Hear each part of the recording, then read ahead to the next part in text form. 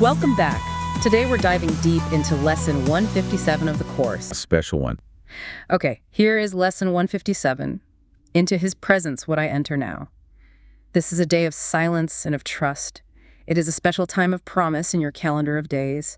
It is a time heaven has set apart to shine upon and cast a timeless light upon this day when echoes of eternity are heard.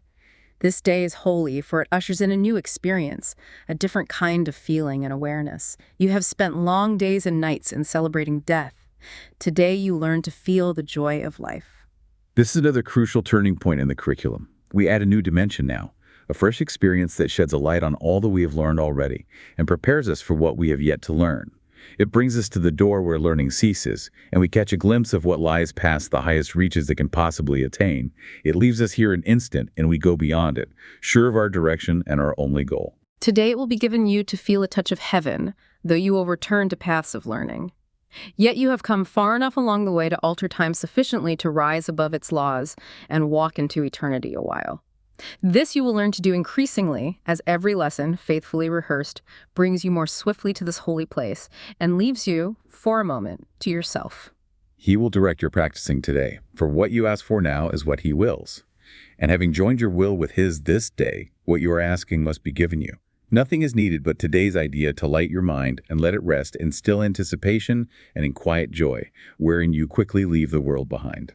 From this day forth, your ministry takes on a genuine devotion and a glow that travels from your fingertips to those you touch and blesses those you look upon. A vision reaches everyone you meet and everyone you think of or who thinks of you. For your experience today will so transform your mind that it becomes the touchstone for the holy thoughts of God. Your body will be sanctified today, its only purpose being now to bring the vision of what you experience this day to light the world. We cannot give experience like this directly. Yet it leaves a vision in our eyes which we can offer everyone, that he may come the sooner to the same experience in which the world is quietly forgot and heaven is remembered for a while. As this experience increases and all goals but this become of little worth, the world to which you will return becomes a little closer to the end of time, a little more like heaven in its ways, a little nearer its deliverance. And you who bring it light will come to see the light more sure, the vision more distinct. The time will come when you will not return in the same form in which you now appear, for you will have no need of it. Yet now it has a purpose and will serve it well. Today we will embark upon a course you have not dreamed of. But the Holy One, the giver of the happy dreams of life, translator of perception into truth, the holy guide to heaven given you, has dreamed for you this journey which you make and start today, with the experience this day holds out to you to be your own. Into Christ's presence will we enter now, serenely unaware of everything except His shining face and perfect love. The vision of His face will stay with you, but there will be an instant which transcends all vision, even this, the holiest. This you will never teach, for you attained it not through learning. Yet the vision speaks of your remembrance of what you knew that instant, and will surely know again. Wow. Just reading it again. Into His presence would I enter now. It feels like a threshold, doesn't it? It really does. The whole energy shifts. We've done so much groundwork learning the concepts, and now, boom, an invitation. Step in. Exactly. It's moving from the map to the territory. From understanding forgiveness intellectually to actually feeling that connection, that presence. And the language.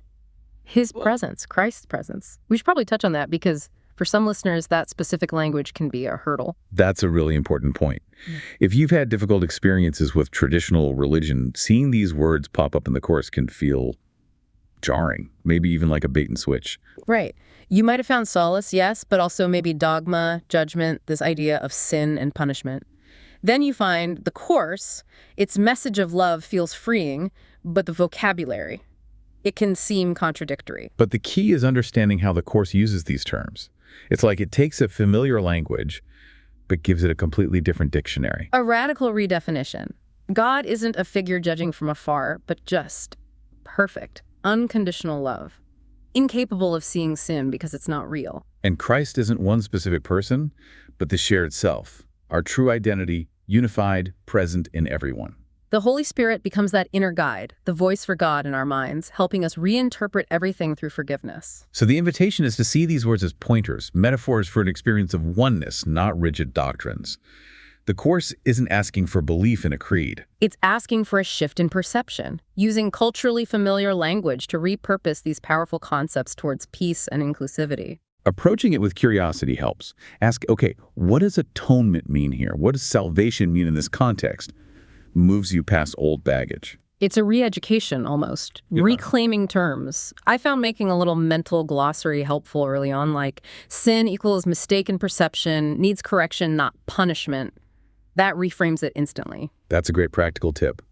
Semantic reframing. Or focusing on the underlying principle. What's the feeling salvation points to in the Course? Release from guilt. Peace. That shifts the focus. Journaling about it too, writing down the Course's definition, seeing how it lands, it makes it an active process. Okay, are we cool on the language part? Hopefully that helps listeners navigate it. I think so. It's an ongoing process for many, but crucial. And now, back to the core of Lesson 157 itself. Yes.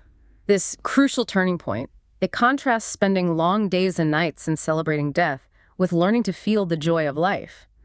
That celebrating death phrase is arresting. It is, and it doesn't necessarily mean literally celebrating physical death. It's about where we place our belief, our energy. Giving power to fear, to limitation, grievances, believing the illusions of the world are solid and real. Exactly that. Dwelling on problems, seeing the body as just this fragile thing destined to decay, letting past hurts define the present.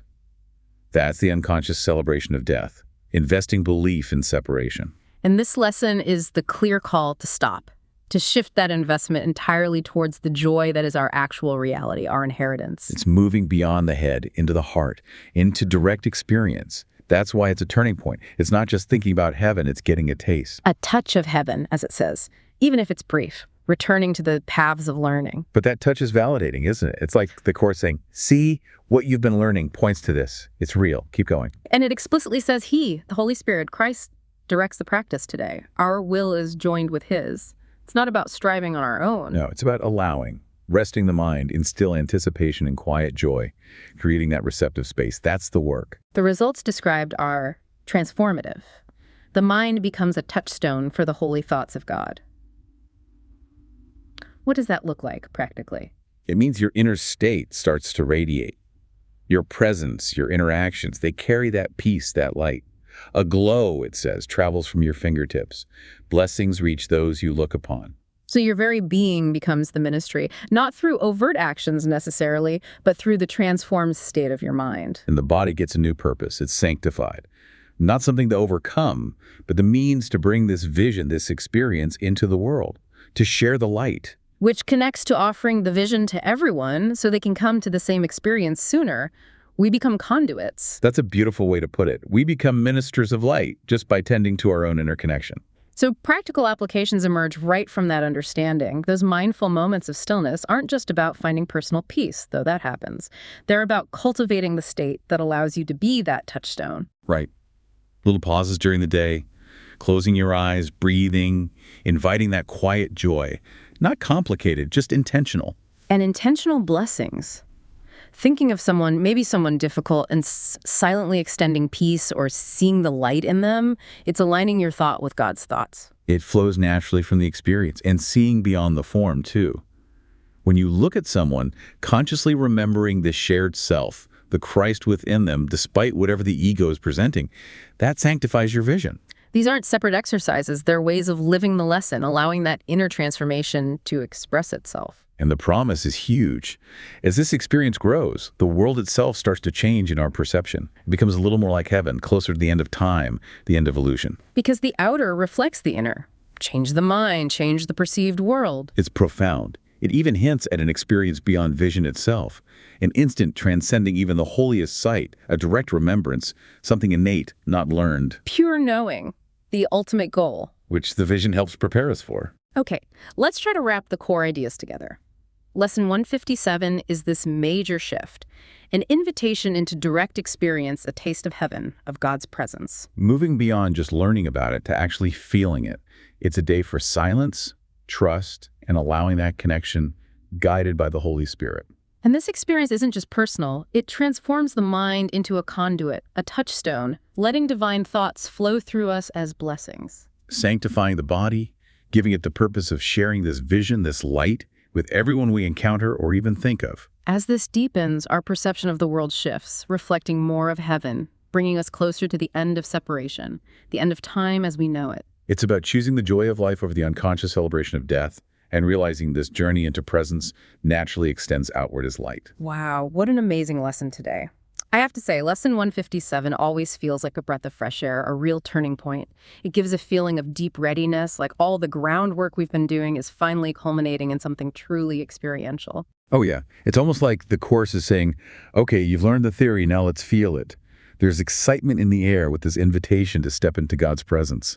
And I think that's such an encouraging message for all of us, knowing that we're truly being led to experience the peace we've been seeking. For sure. This isn't abstract ideas, but a tangible shift in our perception and experience of life. For all of you listening, we really encourage you to lean into this feeling of readiness, whatever that looks like for you. Give yourselves those moments of quiet anticipation today, allowing that touch of heaven to enter. And remember, this journey is a process, and every step, especially these profound ones, builds on the last. You are doing amazing work, and the Course truly guides us every step of the way. Keep practicing, keep opening your hearts, and embrace this incredible invitation to enter into God's presence, however you envision that. Thank you for joining us today. Until next time, keep practicing, keep learning, and keep opening your hearts to the profound shifts the Course offers. Consider this. If experiencing His presence transforms your mind into a touchstone for holy thoughts, what happens when you consciously choose to be that touchstone in every interaction today? What vision might you start to see? We'll be back tomorrow. Take care, everyone.